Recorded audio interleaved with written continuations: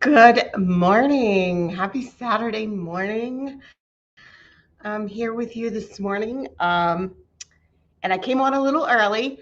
I'm expecting my daughter to come for a visit today. So I'm wanted to get on here early before she got here and talk to you a little bit about how fear can hold you back. Um, a little story. Uh, So I purchased my first rental property in 2010 when the market crashed, the housing market crashed, and that was like 40 years old, and I was like super afraid. Who am I to like buy a rental property? What do I know about renting a property? What do I know about having an investment property? What do I know about picking it out? Like all the things. And then, what if I fail? What if I made the wrong decision and um, I end up financially worse off? And, and I'll tell you what. Um, and then we are in an economy where, people are losing their homes. And here I am buying a second home. And, I didn't make a lot of money. Um, I don't even think I had a six-figure business back then. And my husband didn't make a lot of money, but we had been thinking about buying a property to retire in. And at that time, we wanted to retire in Myrtle Beach area. Funny story about this story is we when we first looked at dating, we first looked at dating. Somebody is posting some crazy stuff here. Let me just block them. Anyway, when we first looked at um, buying a property, we were very young. We thought, oh, we went to Myrtle Beach on vacation and we were like, oh my gosh, I think I was pregnant with my first child. I was in my late 20s. And we thought, wouldn't it be cool to have like a property down here? And we went into a realtor and we're like, yeah, we wanted to like look into buying an buying a property down here, a second home. And she looked at us, looked at our age, and sure made some assumptions and was like, well, do you have 20% down? It's like, 20% down? No. 20% down? Where am I going to get that from? So we tried it off. We tried it off and like, oh, well, there goes that plan. But, it was still in the back of my head. So when the housing market tanked, I thought, would it be a great time to buy that house? Let me see if I have the 20%. And I did. And through years of saving, this was like, um, so that was, probably like 10, 15 years later. Um, so anyway, there was all kinds of fear about it. My parents never bought rental properties. His parents never bought rental properties. What did we know? We didn't know anything. What if, but we took a deep breath and we did it anyway. And we figured, let's give it a try.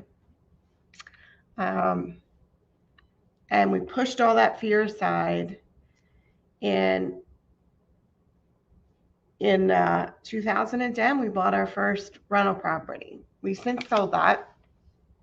But once you rip the Band-Aid off and do it once, like it was like another year and a half, maybe 2 years, and we did it again because we were like, wait a minute, like we're onto something here. This property paid for itself the entire time we've had it.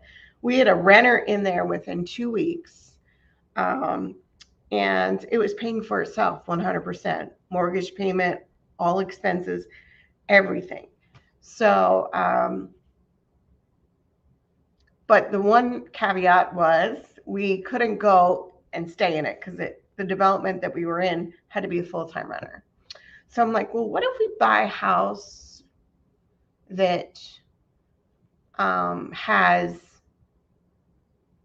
ability where we can actually stay and we can rent it on a weekly or basis, or a couple of days basis, like a VRBO Airbnb place.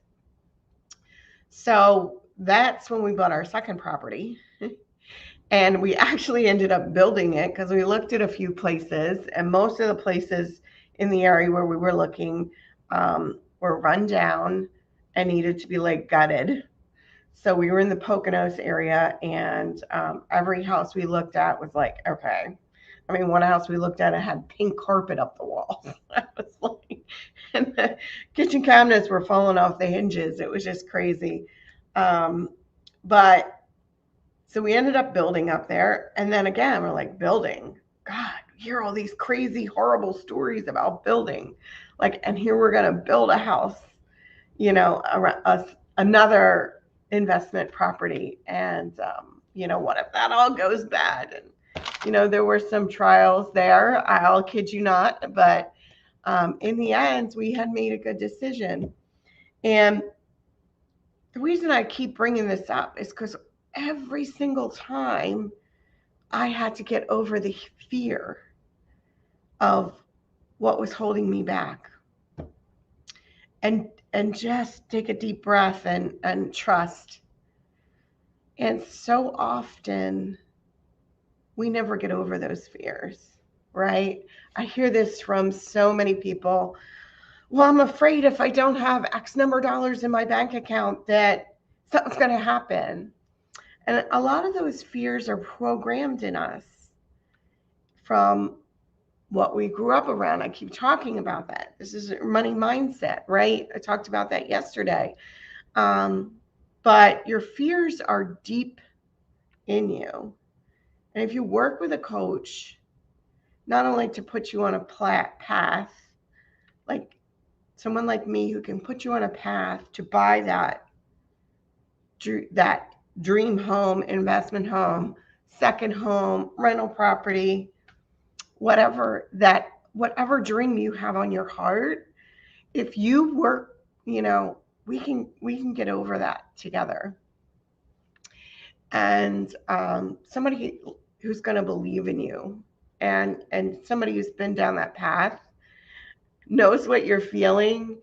And what I've noticed is so often our brains are programmed so often that we want to keep ourselves safe, and that it's great, but to keep ourselves safe. But what I often hear is it's going to prevent you from really getting everything you want. So can we be courageous enough to take that step, figure out what our next thing is, and not be hanging on to the fear? And I'm going to go on another Dave Ramsey little segment here. See, I know Dave Ramsey has built his entire business around digging into that fear that everybody has around losing everything, right? He was over leveraged. Bottom line, if you know Dave Ramsey's story, he got himself into quite a predicament and almost lost everything. He was over leveraged. That was back when banks let you become over leveraged. And that's why they got into that whole housing market debacle in 2009, 10, 8, down there. Like, that is how he made his money. It's off of everybody's fear. So debt free is based off of fear. You don't have to be debt free. What you can be is financially secure instead, and have a net worth that's going to support you and support your dreams. So, with that said, if you want, I'd love to get on a call with you if you want to be courageous and start on a new path, a better path to create financial security in your life and actually get the dream that you have on your heart. So it was great being here with you today, and I hope I helped you. And I'll see you tomorrow. And I'm not sure what we're going to talk about tomorrow. It'll be a surprise. I'll see you then.